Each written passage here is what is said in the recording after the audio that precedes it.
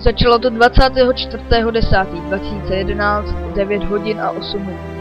Zůstal jsem v práci přes čas a v tu dobu se stalo velmi tiché přepadení sejfu.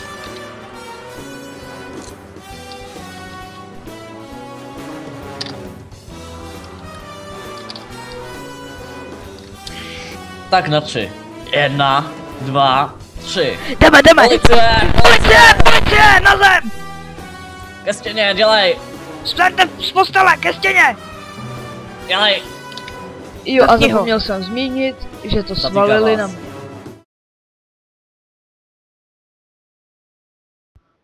Protože se nenašly žádné důkazy o násilném vniknutí a kromě hlídačů v budově nikdo nebyl, shledávám Steva Rydnose vinným v plném rozsahu obžaloby a zároveň ho odsuzuji k 10 letům nepodmíněně. Ne!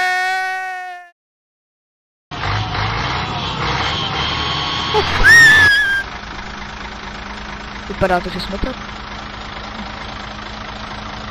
Tak dělej, pojď, nemám na tebe celý den. Pohni. Kudy? Vedu vězně 32C, jaká je jeho cela? 2. Dělej, zalez. Stůj tady.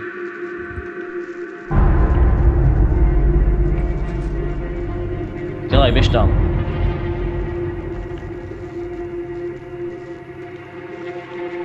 Zalez tam. Game over, chlapečku. Právě jsem si uvědomil, že jsem se dostal do fakt pořádný hustý bramborový kaše.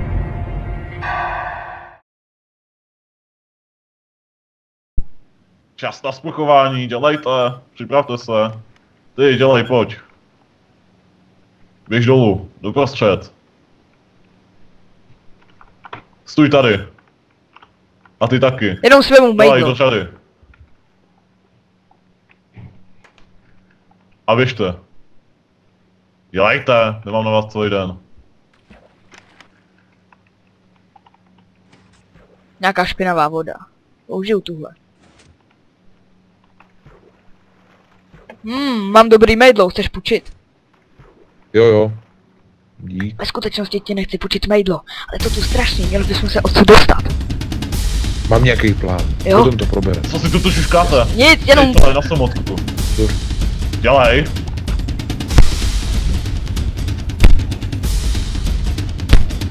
Už tě ne, už jdu.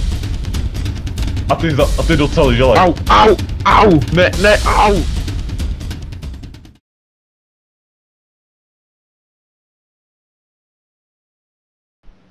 Na té samotce je to strašný. Chtěl bych se už odsud dostat, je to jenom tma. Tak dělej, pohni špekem, ty hajzíky se sami neumejou. Dělej, běž. No to čumíš, jo aha. Jo, kámoši jsme přesunuli do celé jedna, abyste se mohli na sebe dělat ksichtíky. To je smrad. Ty máš houbu a čisti, já tady na tebe počkám. Teď to jsou mušle, proč to je? Nechci ani vědět, co to je. Prostě to vyčistí.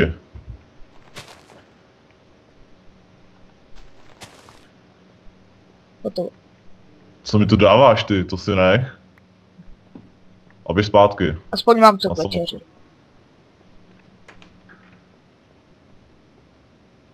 Jak to jde? Sejdeme se na nádvoří.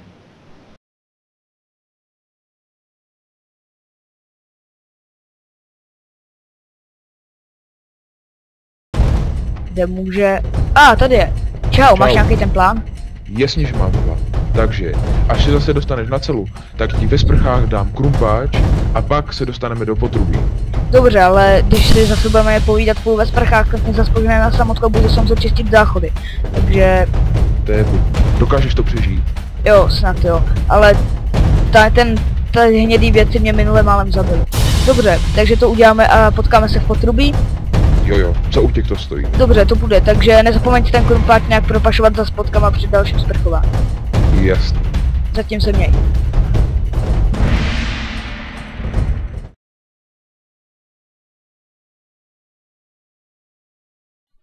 A plány nám také vycházely. Jako vždy. Půjčil jsem mu mejdlo, on mi dal krumpáč, šel jsem na samotku, myl jsem záchody. Zkrátka to už jste viděli. Řekl bych, že na čase uskutečnit náš plán. Oh! Fuj, tento smrdí. Čau. Čau. To je puch, to se nedá vydržet. Fuj, co tu máš na sobě? Nic se nebudu ptát, co jsou ty žlutý kousky. To ty taky nevypadáš nějak extra hezký. Hele, žebřík. Není světlo.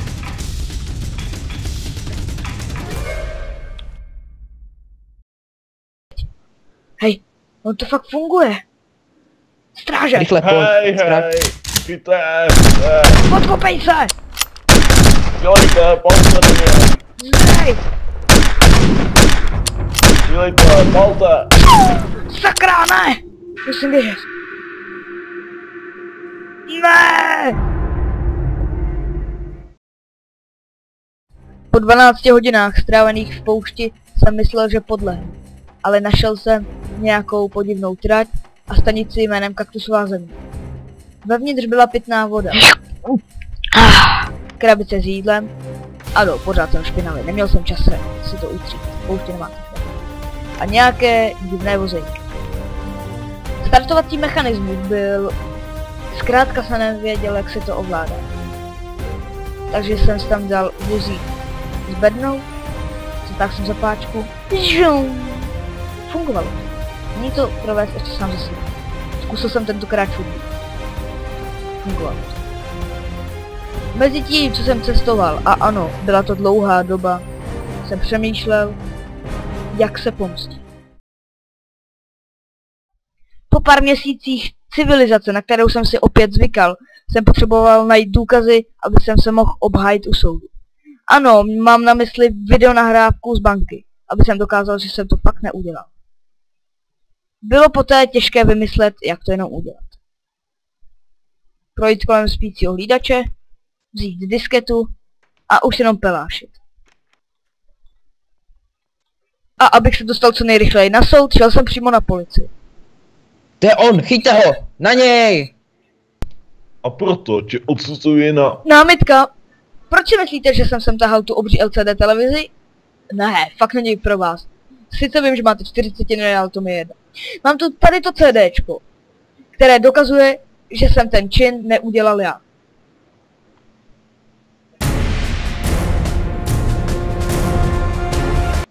Pardon, omlouvám se, špatný videodisk. To si myslím. Jo, zlato.